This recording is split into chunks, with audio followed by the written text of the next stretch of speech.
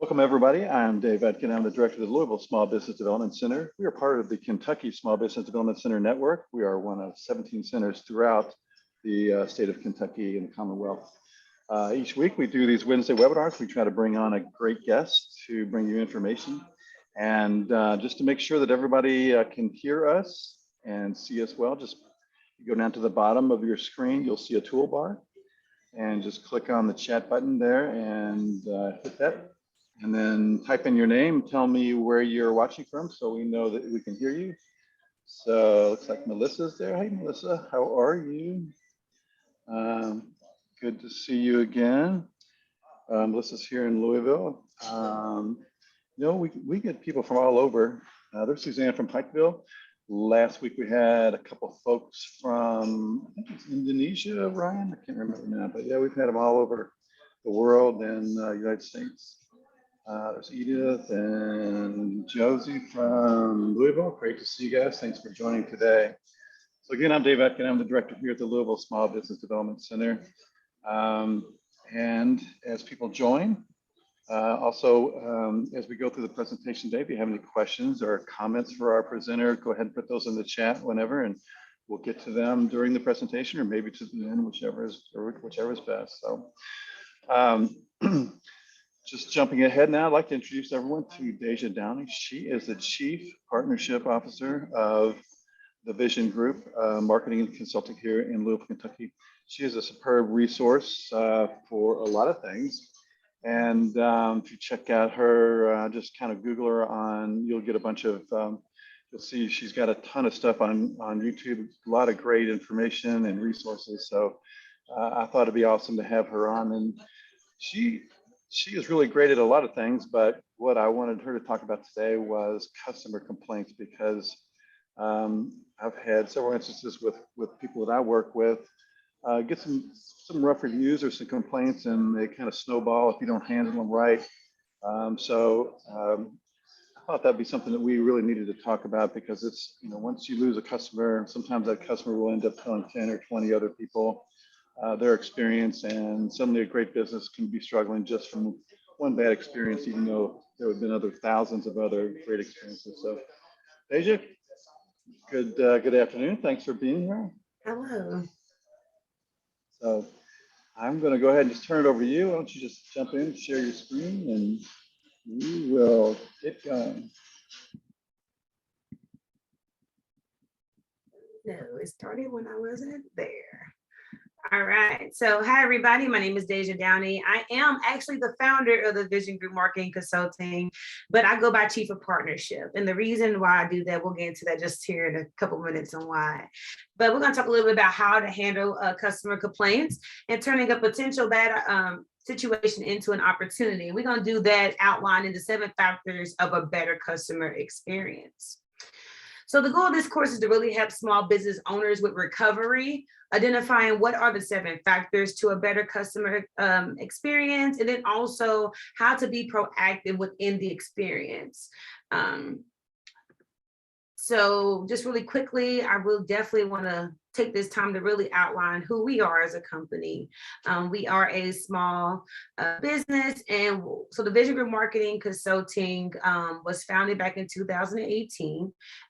We started off with just making graphics, and what really engaged me to really want to take this business to the next level was that I worked in corporate hospitality for 14 years. I worked 9 years with Yum Brands, also with Panera in various roles, and also with Qdoba.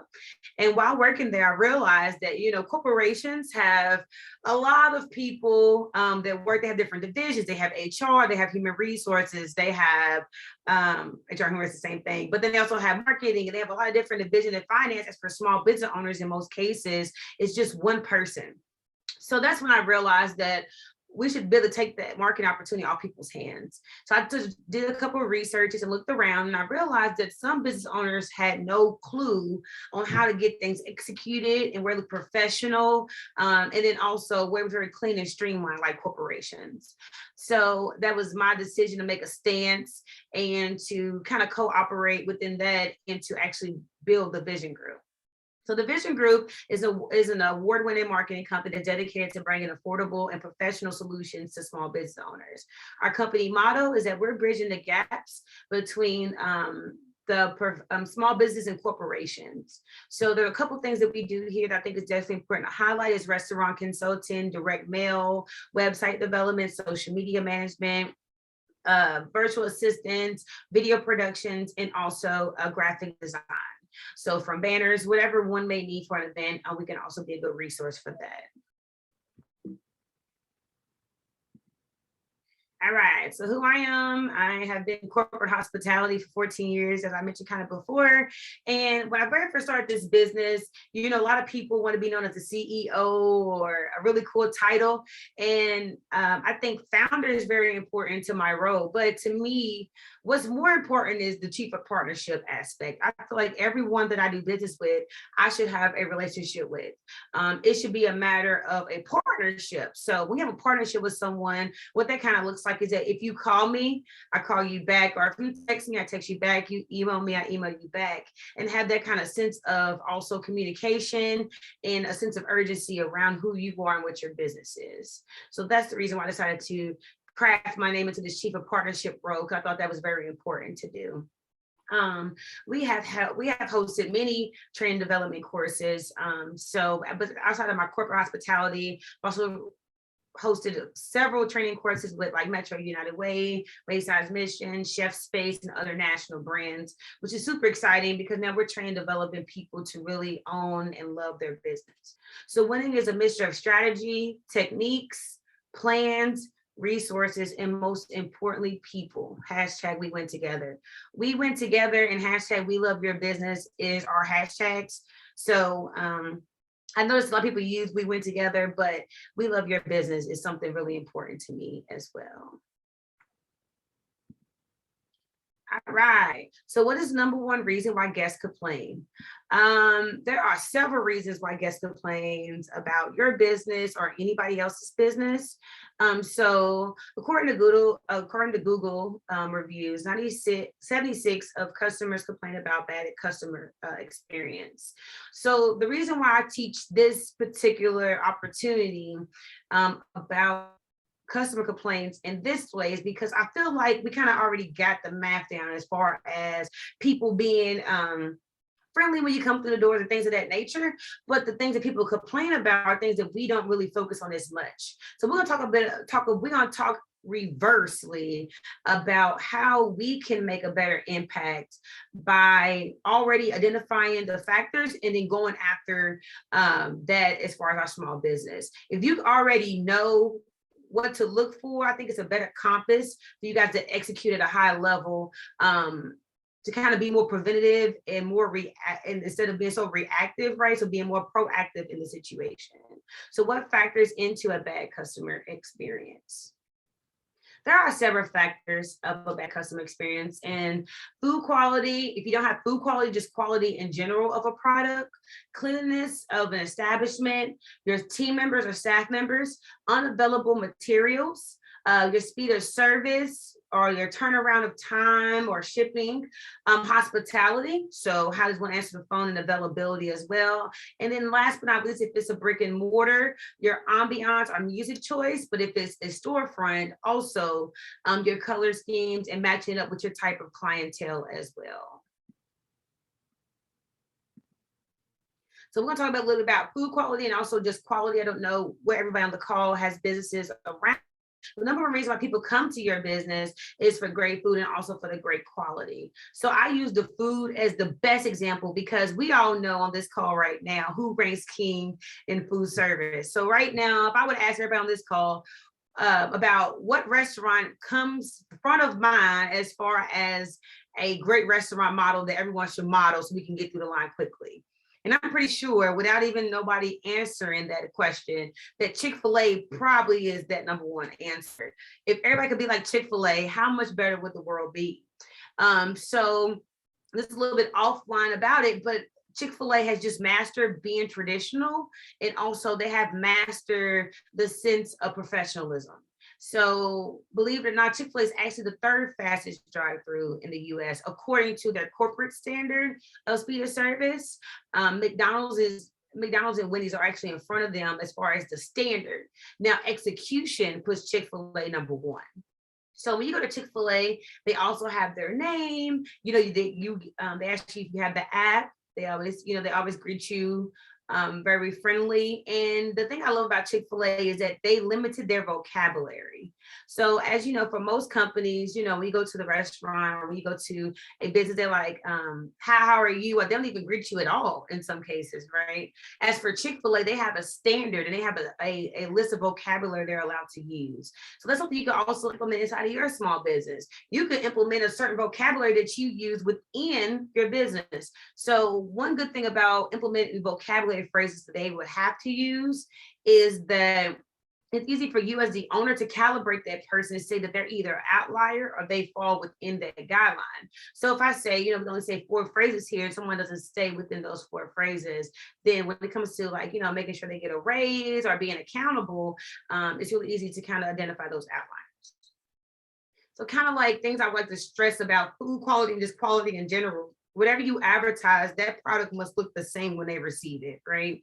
So does it also include all the ingredients of this different type of item? One thing about labeling for all small business owners, a lot of people, they get certain labels printed from companies online, which is excellent. I always suggest uprinting.com for printing, but also just making sure your label fits your model and is also appealing to your customer base. So how long has the finished product been sitting underneath the heat lamp? The same thing as far as if you make a small product like lotion and things of those nature, how does it still preserve its same togetherness and formulated correctly so it can also last for a long time? So all these factors also can cause the issue if you're in the restaurant industry, but also if you're not in the restaurant industry, it can also cause an issue for consumers if you have another type of product that does not meet within the guidelines of how it feels and how it works. So another good way to think about this is also the cleanliness of your establishment. And I mean this even for brick and mortar. So this is the brick and mortar for this particular situation, but also for when you're online as well. If your website does not have a very clean approach to it, or it's not very streamlined, I can go on there and very quickly kind of figure out where I need to go on the website, you kind of create a clutter, if you will, and it may disengage your particular client base. But if you have a brick and mortar, things like, is your trash cans overflowing? Is your counters not wiped off? Are there chairs and tables that's not wiped off? Is there visible pests around the establishment? I can only imagine if I were to see, different type of pests around the establishment, I would definitely think like they could potentially make their way to the kitchen. That's just my ideology around, that type of environment. And then also, drink machine clean. And in the bathrooms, is there toilet paper on the floor? There's countless times to joke about it in movies where women leave the bathroom and there's toilet paper to the bottom of their shoe. So things like that really helps you and gets you thinking about what that could potentially look like, to be honest. So for somebody who doesn't have a brick and mortar, they're operating on an online business standpoint, just if I'm able to order the product, making sure that all of your functionality within your website works well. So from your shopping cart, everything works well. People can actually go ahead and pay for the items they want. All these different things have to do with like your upkeep and making sure like your establishment is clean and organized. Another thing to really think about, once you guys start hiring employees, one of the biggest opportunities I see with individuals is that when people start hiring employees, they don't really think about the full extensity of what it really takes to have a really good running establishment. So staff members need to know, what the company standard is. Be sure that they have a handbook, uniform standards if it's an in-person opportunity. If it's a delivery service, for an example, what does that look like for the customers and clients? And then also dress code and make sure that everything has a signature with it. This is something I talk a lot about in a lot of different businesses and opportunities. I tell people, like, we allow what we allow, and we are allowing our customers to see our business a certain way. So just going back to Chick-fil-A and how they operate, you're going to have a good experience at Chick-fil-A no matter how long the line is. You're willing to take that risk because they make you feel like you belong there because they're really attentive to you. They also communicate with you very well and they're very responsive, and then they get you through the line. So we take a risk at a Chick-fil-A line versus we take a risk that has like 20 cars versus going to a McDonald's that has 6 cars. We're like, we may not ever get through, especially if the line doesn't move. Just something to think about even with your business from your customer service standpoint and your staff members. Have we trained them properly to be able to execute the way that we want them to? I know a lot of us on this call are probably small business owners, so we may not have a lot of employees working for us at this time, but the ones that you do have, what is their language like? What does their uniforms look like? If you have a culture that's jeans and t-shirts, are there jeans and t-shirts marketing on the back of the shirts? Are they marketing a certain product or brand that we're going to be selling in the future? Everything kind of ties together.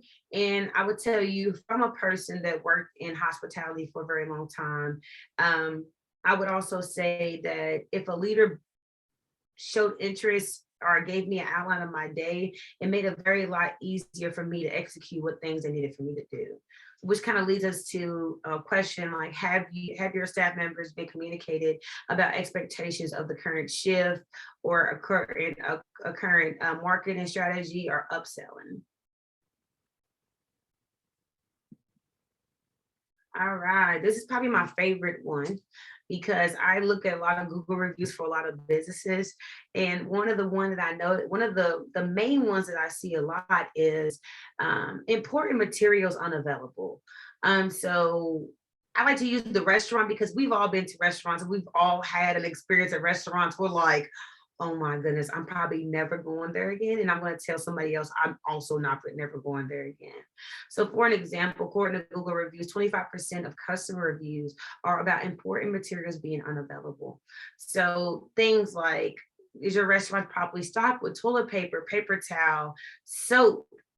All those different things to me says that someone didn't stock, they may be short staffed, they may not have anybody that's training them properly, or leadership hasn't followed up. So all those things go back and rely back on leadership. And as you guys as business owners, the same thing with your websites. Let's say somebody goes to your website and they order a product from you, and guess what? You don't have it available. You don't have it available, but you didn't update the website. You didn't update social media. All those things are all opportunities because people view your business on availability. How often does your team check for important products like paper products and other important things? Especially with COVID kind of coming to I would say kind of coming to like a cease and desist type opportunity for us. Just making sure we have everything precautionary in place. So even though it's not as high as it used to be, still having sanitizer available for our clients. Also having, Lysol wipes available as well for our clients when they come in person. And even a certain type of events with clients, we also still wear a mask.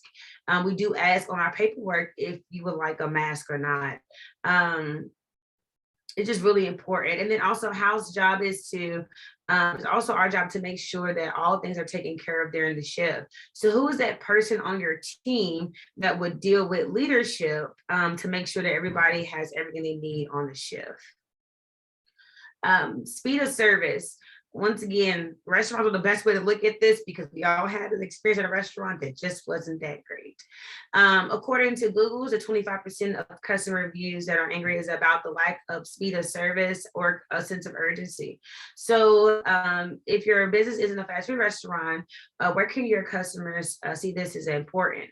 So let's say, for an example, one of you guys' restaurant and one of you guys' business is to actually have an online business, and you guys put on there that your order will be shipped and delivered at a certain time and it didn't make it on time. Like, what precautionary things do we have in place that will help the client know that, this may be a delay? Also having verbiage that supports the shortages, you know, the great resignation that happened, that also supports the potential delay, will avoid and also looked at as great customer service. So instead of it, you know, before COVID, it might be 2 to 5 business days, you might get a product. But now I see a lot of companies going to more of a 5 to 10 business days to receive a product. And that's great to know. So that way, if I want to purchase something for your business, then guess what? I don't have to really worry about if it had to be properly communicated because it's on the website, and it's also on social media. So does the leadership of the business set goals on order to delivery? That is huge. So whether that's your business, whether your leadership style is you, whether your leadership is you yourself as the owner or another potential co-owner or co-founder, just things to really think about setting the expectation. Also setting goals for you guys as sales potential have increased as well. All these things really pay attention and plays into how your business is seen. And then also, so if you have a goal set, can we repeat that over a period of time and make more money with also making our speed of service impact as well. And number 3 is a very simple one: time is money. It's really non-negotiable to really think about, but it's always something to think about, is that every time that we don't schedule time to plan, and we don't have time to meet with our other leadership team members, and we don't have time to set goals, we could potentially walk into opportunity where we're actually losing money while running the business than actually making more money. Hospitality. We also spoke about this kind of before a little bit, but just like the signature verbiage, I do encourage that you guys have a signature verbiage for your hospitality. What is something that we can all consider consistent about your employees? What do you remember about their hospitality? People are going to remember you somehow and some way. And the best thing people remember you is hopefully a great experience, right? And then also, why do you remember hospitality? And what's important is training your business when it comes to hospitality. So what does that look like on a daily basis? So if somebody makes a mistake and they work for you, what does that coaching opportunity look like? Last but not least, with hospitality, what does it look like when someone is using their own verbiage? What is the call to action, or what is the accountability look like? And then also, have we properly trained that person to be the face of our business? So that's another reason why I believe that it's important for you to do that as well. Another thing I definitely want to touch base on is when you're dealing with customer complaints. In most cases, they fall within these 7. So very seldom do I ever get a customer complaint that don't fall within these 7 rhymes and reason on different things about their products. Another thing is I see a lot of is that, like I said, we definitely assume somebody's going to have something done a lot quicker than what we kind of projected. We also feel like things should be done and should be handled a certain way. Just kind of review. This is what I encourage everyone to also do, is review your refund policy. Also review your customer complaint policy and how you take care of those different situations based off of what it is. Sometimes, a refund is meant to happen, and then other times it may just be a conversation. You might be offer a discount or just replace what they already have. I just think whatever refund policy works best with your business model is the one you probably should choose. And then ambiance. So I think about ambiance for online businesses, the people that have storefronts online, online facing products, is also think about like how is your business perceived. So online, in person, if we think of a restaurant, we'll think of how loud is the music and the music selection. Does it match the dishes, and is it low or bright? How low and bright is the lighting? Like, think about if Panera had really bright lights, it probably won't be as fitting, because Panera gives you a very cozy, I want you to stay a long time type of feeling. And then also, how are you feeling? I mean, how do you feel about being in the building? All these things really turn into how do you feel about being inside of an environment for a very long time. So if your model is we want you to come and stay for a while, but you have very loud music, it's very bright, that may not be the best ambiance for your particular business, your client base. So I encourage people to definitely do a lot of research around what does your customer base call from you as the actual business owners, and how can you really move forward with that. Alrighty. So this portion of the successful business, in order for your business to be successful, you must build a team that helps you execute your goals. I would say this about business as well. When it comes to small business, you cannot cheat your business plan. Take your time and most definitely go through everything that you feel like you may need to get the business started. I think a lot of people feel like I have a great idea. I got some money, I'm going to put it together as far as I can. And that's not necessarily a good thing or a bad thing, I would say. I would just say, please take time and utilize resources like you guys are already doing, obviously, with the Small Business Development Center, and really, really, really, really, really dive deep into what your business really is and its business model.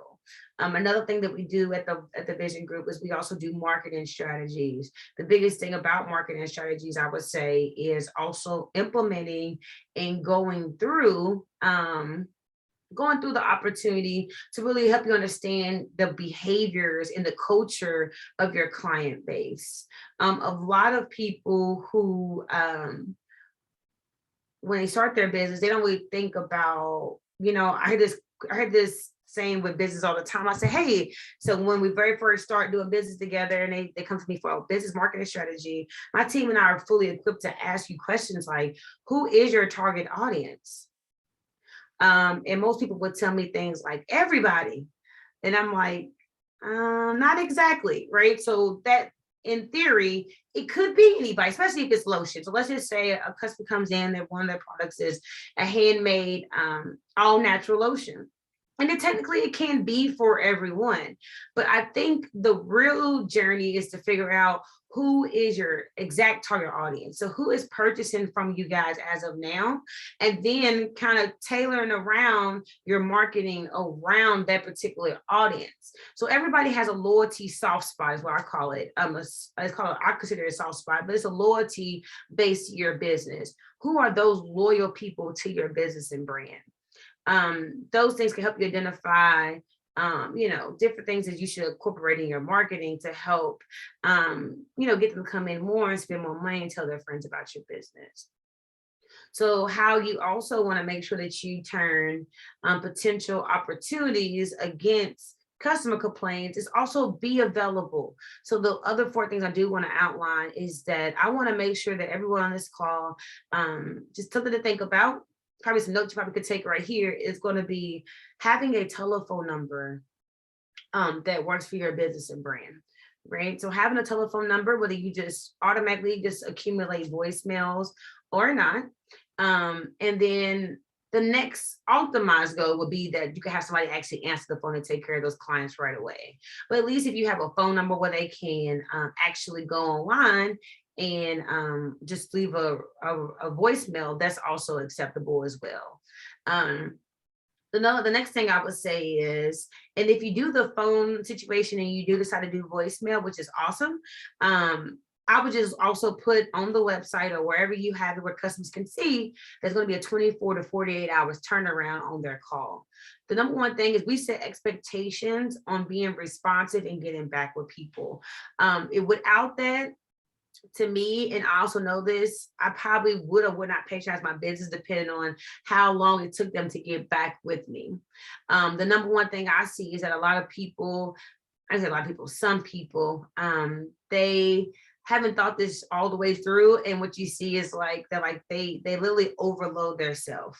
And I encourage people to not overload their self, but take on what they can handle within their bandwidth and use it to their advantage. So number one thing was make sure that you have a working telephone number to either collect voicemails or to be responsive.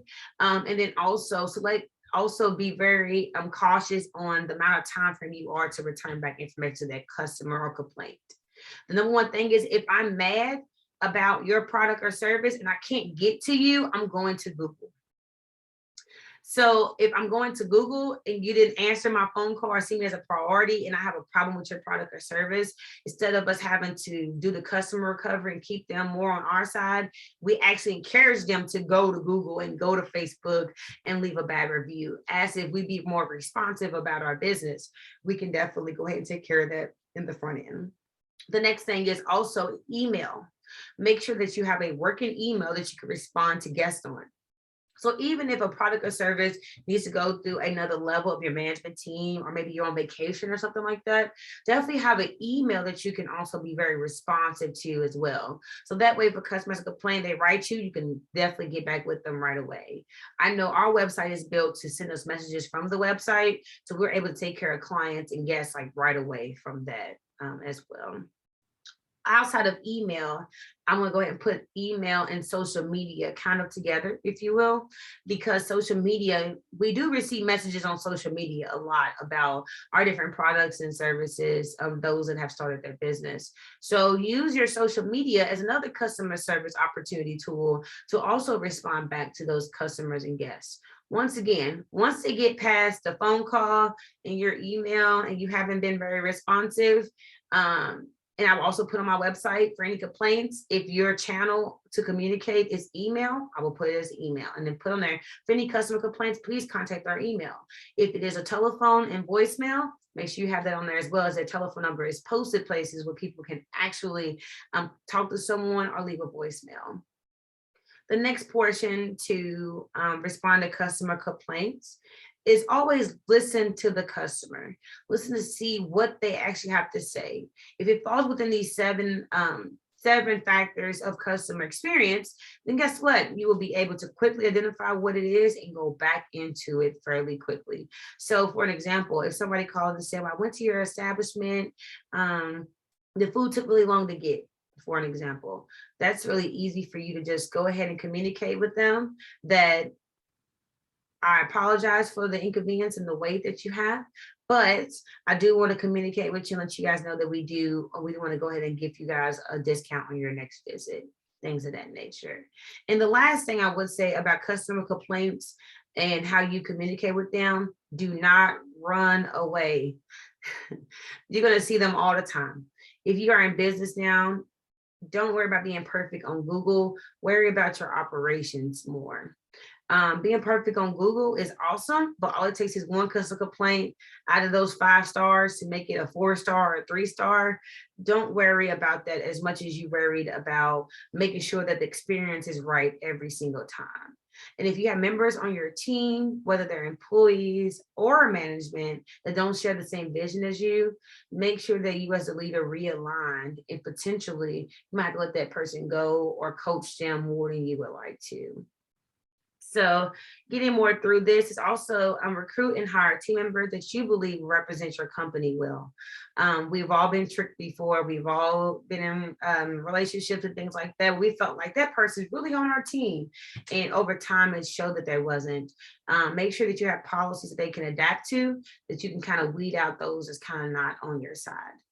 Hold people accountable to your company standards and procedures. So if you have people working for you that don't follow your rules and regulations, maybe a conversation for you to let them know that, hey, we've already talked to you, this is a verbal, but then we're gonna have to go to a written, and just have a policy in place for accountability. Follow up with at-risk customers. Your at-risk customers are people who come to your restaurant, at least that leaves a review or emails you and talk about the experience, and you guys followed up with them with good customer we follow back up with them with a good solution to their problem. Also, once they receive their coupon or other pieces you decide to refund or things of that nature, make sure you just follow back up with them and just see how they're doing and how their next future order went with you. I'm telling you right now, I had a customer, a local business, do that to me recently, and I was so grateful because I was like, oh my goodness, they actually care about if I really enjoy this lotion, that they actually gave me a call and tell them that they're grateful for my complaint, because they didn't even notice that they had that going on inside their business, and they was grateful for the opportunity to make it rain. Every customer is a new start to a better experience. So even though before you started your business, you thought you had everything together and it started and it was awesome, but every customer is a new start to a better experience. So not every customer is going to have the same experience. And that's a great thing for us because we're all growing through this part of business. So I believe that you can do whatever you want to do as long as you have a strong business plan and you have a really good customer recovery piece in place. All right. So right now, I actually have built on here open floor for discussions and questions. I don't know how it goes, Mr. Dave. So I'm ready to open it up if you're ready.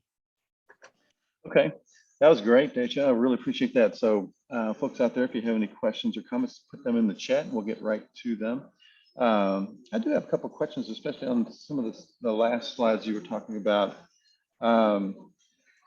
So I assume though, that the customer complaints are also an opportunity like you were speaking about.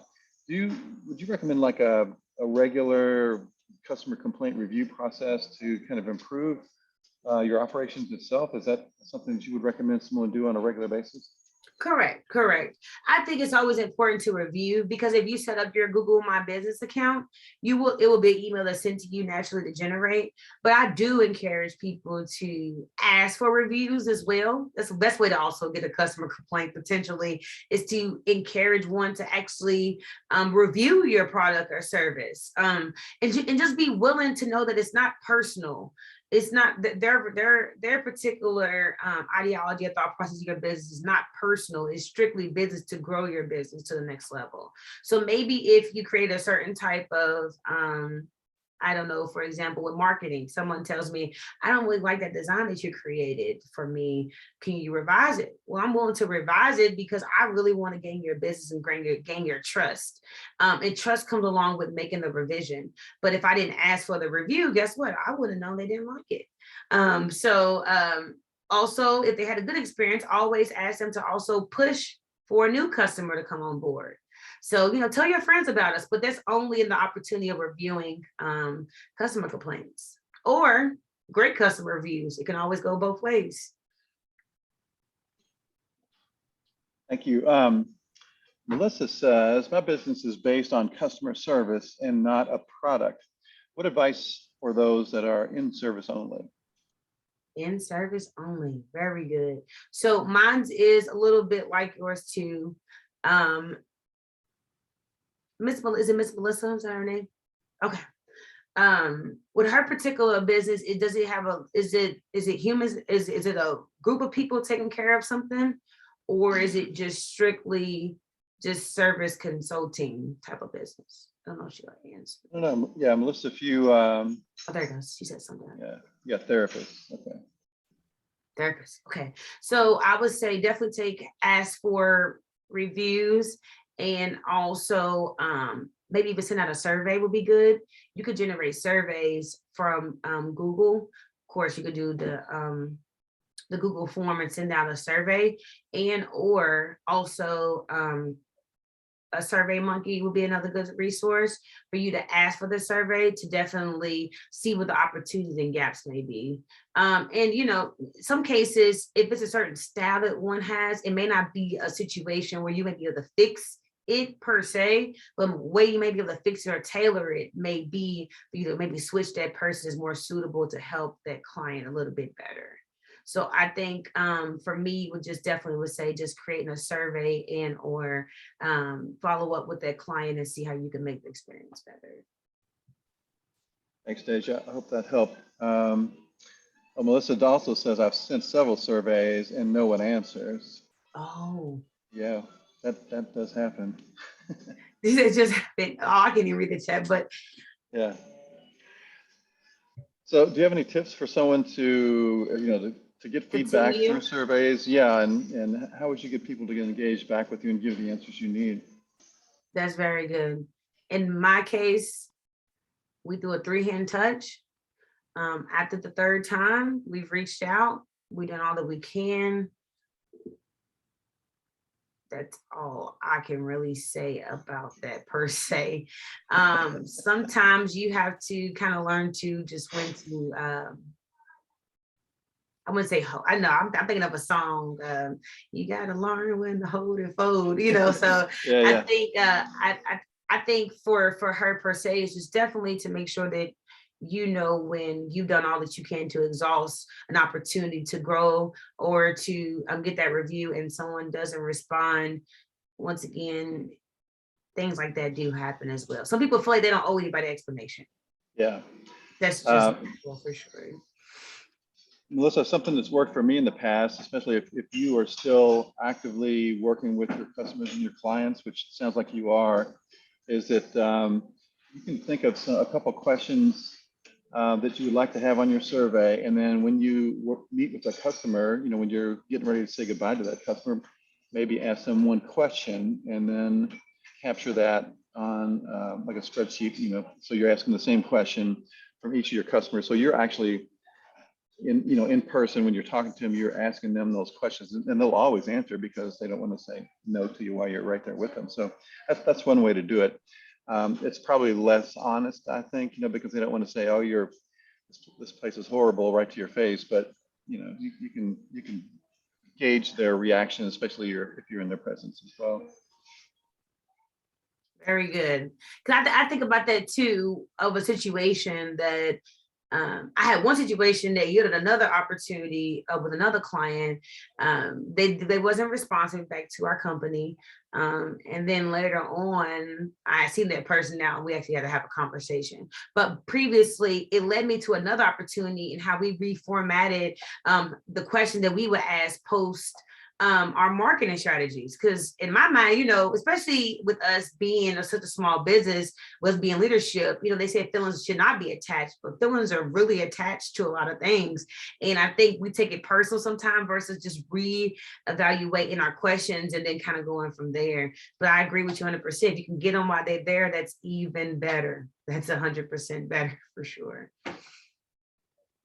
Yeah, and so back to really, I think what I took from the theme from everything that you talked about today is that um, customer service should be number one throughout your organization, and really, the more you control the narrative, like your example of Chick-fil-A, the better off you are managing, a good or a bad customer service.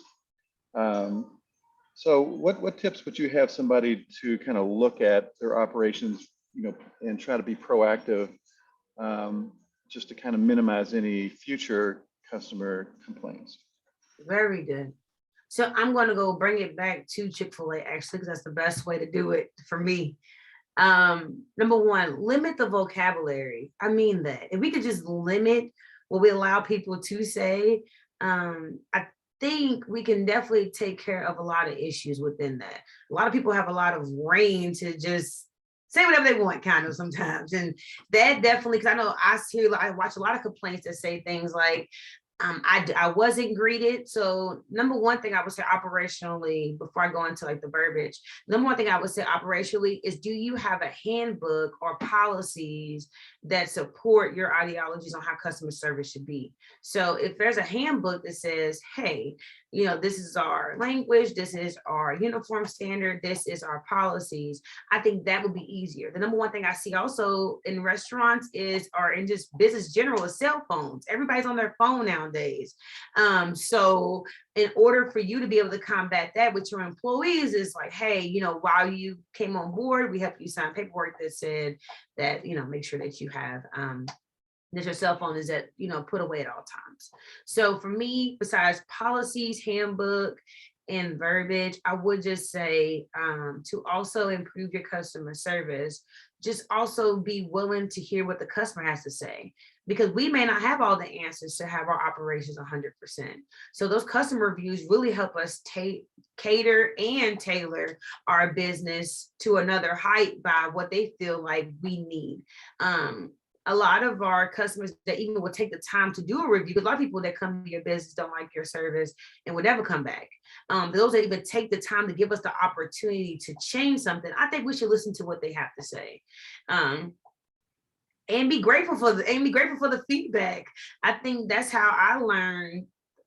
Well, first I can really go into the whole story about that, but that's how I actually turned a $5,000 catering opportunity into a $40,000 catering opportunity by just listening to this lady rant at Christian Academy of Louisville. So I tell people all the time, like, feedback is good, whether it's good or bad. Sometimes, especially when we're talking about online, sometimes you get, for whatever reason, someone gives you a bad review, and no matter what you say or do, you can't seem to satisfy these folks, and they keep on going on and on and on Yelp or whatever. I mean, what would, in that situation, and I know it happens a lot more than people will admit, but what would you tell somebody to do and to handle that situation? That is a very great question. I would definitely suggest,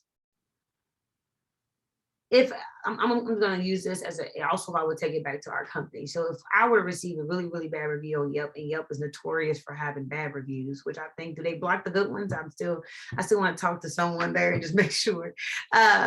I think the number one thing I definitely would ask someone to think about and implement is maybe a customer promise. So creating marketing around how you guys take care of your customers going forward.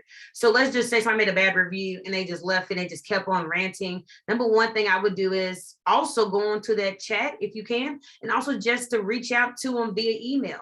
I think being proactive with them as well. Maybe someone thought they could just leave a review and just leave you alone. But I think if you could also provide a line of communication to that particular person and maybe try to make amends offline, may also kind of, hopefully in my mind, stop the ongoingness of it.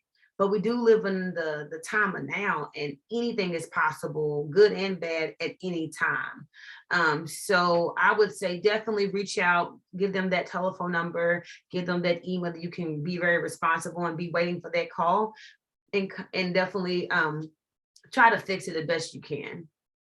Some people, it wasn't about you before they came. It's not about you when they leave. They had a bad day that day. You was their last stop, and that's the answer. And there's nothing you can do. It's not you, it's the kids, and that's okay too. But for most cases, if you could fix it, definitely. I'm gonna tell you, the biggest customer complaint I see, Mr. David, is people not being responsive. People are just not responsive to the problem. So by you having that telephone number or that voicemail or that email, you're providing a line of communication. So if there is a problem, you could fix it at ground zero before it blows up, or creates this very large problem for your business. So be responsive, be proactive in your business. That's a good answer. Thank you. Deja, have you, or do you recommend, or have you ever used almost like a secret shopper to check your business customer engagement policy? I mean, is that something that you would recommend small businesses do? Most definitely. I would definitely recommend a small business policy for your business, especially in the beginning stages of a launch. And the reason why I say that is, if you could catch a lot of overflow of potential complaints or issues, you can kind of rectify them in the very early stages of a launch, would be probably ideal. A good way to find these people, depending on who your audience is to your business. There's actually a couple companies that you can create. I mean, not just create, sorry. It's a couple companies online that you can actually get to come out and do secret shopping for as well. But I would say this, also create that survey for them to take, and are the guidelines and things that you definitely want them to kind of look at the most with your business, because you want them to kind of stay within, what your scope is and things that you want them to do. But also leave a line for them to also, or a comment box for them to leave additional comments and things that they see as well. I think the human interaction is the most impactful interaction that we have for our businesses, because even if you're not a people person, when it comes to business, you have to be. So being proactive in my book, I definitely want to say I do suggest mystery shoppers and or people who you do not know to come in and survey your business. So ask for the customer review. Nice. Well, looks like that's all the questions we have, Deja. This has been really spectacular. I've really enjoyed talking to you today, and you've had some great ideas and shared some great information. I hope you'll come back and do another one for us here soon. Yes, awesome. I appreciate it. Thank you so much. All right, well, thank you again, and thanks everybody for joining today. I'm Dave Etkin, I'm the director here in Louisville, so please join us again next week, next Wednesday, same time. We're gonna have some great guests coming up, so enjoy your Wednesday. Thanks for joining, and we'll see you soon. Bye, everybody. Yeah.